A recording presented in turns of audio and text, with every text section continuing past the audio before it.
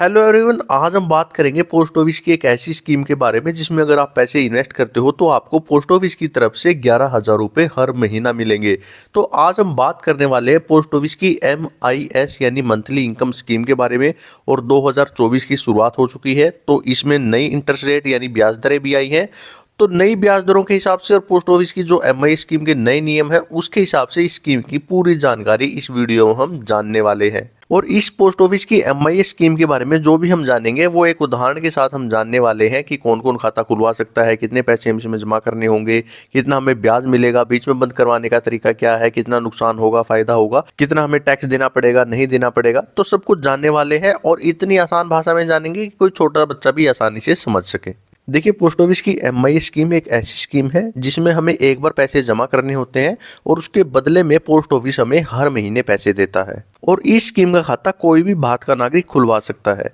उदाहरण के लिए हम मान के चलते हैं कि कोई रमेश नाम का शख्स है जो इस स्कीम में खाता खुलवाना चाहता है। सबसे पहले तो अगर ये रमेश 18 साल से ऊपर का है तो अपने नाम से खाता खोल सकता है। अगर वो 18 साल से कम का है तो वो खाता खोल सकता है, लेकिन उसके माता पिता उस खाते को चलाएंगे। और एक चीज रमेश को सबसे पहले सोचनी है खाता खुलवाने से पहले, वो ये कि वो अकेले खाता खुलवाना चाहता है या किसी के साथ मिलके। देखिए, अगर आप पोस्ट ऑफिस में किसी के साथ मिलके खाता खुलवाते हैं तो उसको ज्वाइंट अकाउंट बोलते हैं। और ये ज्वाइंट अकाउंट दो टाइप से खुलवा सकते हैं, ज्वाइंट A अकाउंट और ज्वाइंट B अकाउंट। अगर रमेश को लगता है कि जब भी हम पैसे निकलवाएं तो जितने भी मिलके हम खाता खुलवा रहे हैं सभी के साइन की जरूरत हो तो ज्वाइंट A अकाउंट खुलवा सकता है। अगर रमेश को लगता है कि हम में से कोई एक भी पैसे निकलवा सकता साइन करके तो वो ज्वाइंट B अकाउंट खुलवा सकता है। और जब रमेश ये सब कुछ डिसाइड कर लेगा उसके बाद रमेश को लेने हैं अपने 2 फोटोग्राफ और 2 कोई भी ID, आधार कार्ड या पैन कार्ड और उसके साथ पैसे। अब बात आती है कि उसको कितने पैसे की जरूरत होगी। देखिए, अगर वो ये खाता खुलवाना चाहता है तो कम से कम 1,000 रुपये से खुलवा सकता है। और अगर वो अकेला खाता खुलवाता है तो उस केस में मैक्सिमम वो 9 लाख रुपए तक ही खाता खुलवा सकता है।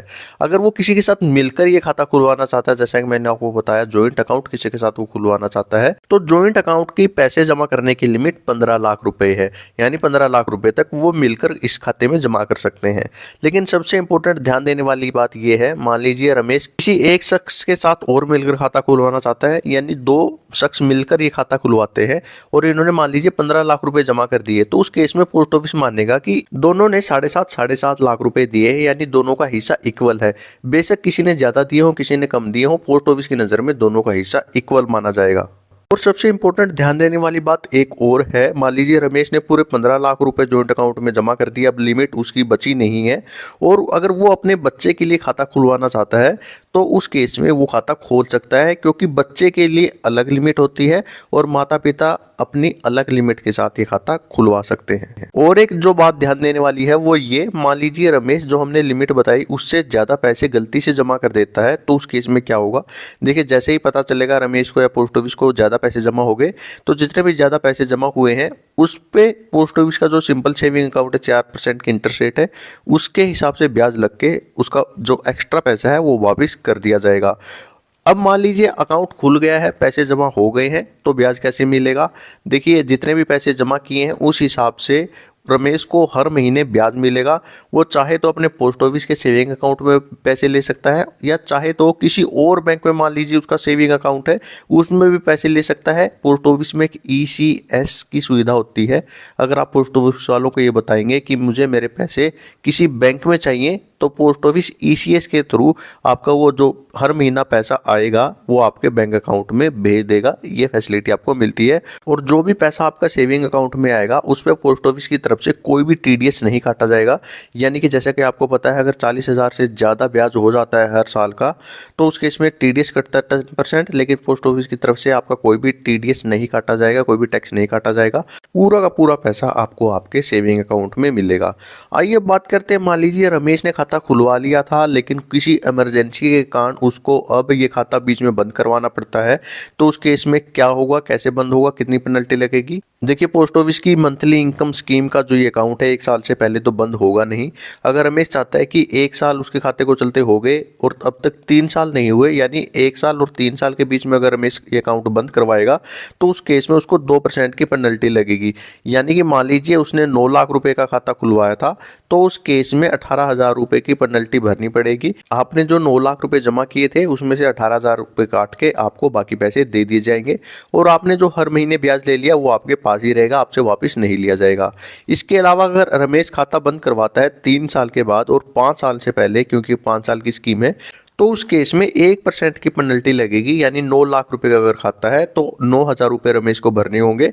9 लाख में से 9,000 रुपए काट के बाकी के पैसे रमेश को वापस कर दिए जाएंगे। जो रमेश ने ब्याज ले लिया वो उसके पास ही रहेगा, वो वापस नहीं लिया जाएगा। और खाता बंद करवाने के लिए रमेश को पासबुक अपनी जमा करवानी पड़ेगी और एक अकाउंट बंद करने का फॉर्म भरना पड़ेगा और ये खाता बंद कर दिया जाएगा। और अगर रमेश ने ये खाता बीच में बंद नहीं करवाया, खाते को चलते हुए 5 साल हो चुके हैं, तो उस केस में रमेश को अपनी पासबुक के साथ साथ अकाउंट क्लोजिंग फॉर्म भरना पड़ेगा और उसको जितने भी पैसे रमेश ने जमा किए थे वो वापस उसको एज इट इज मिल जाएंगे। उसने जो ब्याज ले लिया वो हर महीने वो उसके पास ही रहेगा।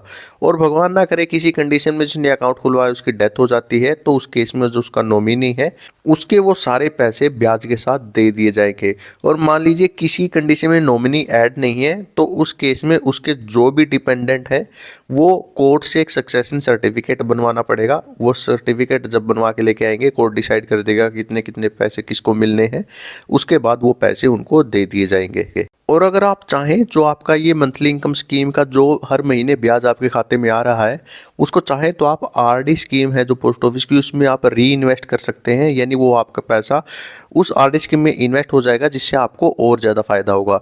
अब आपकी स्क्रीन पे जो भी लिस्ट आएगी उस हिसाब से आप देख सकते हैं कि पोस्ट ऑफिस की एमआई स्कीम में आपको कितना पैसा मिलेगा इन्वेस्ट करने पर, और पोस्ट ऑफिस की एमआई स्कीम का अगर वही पैसा आप आरडी में इन्वेस्ट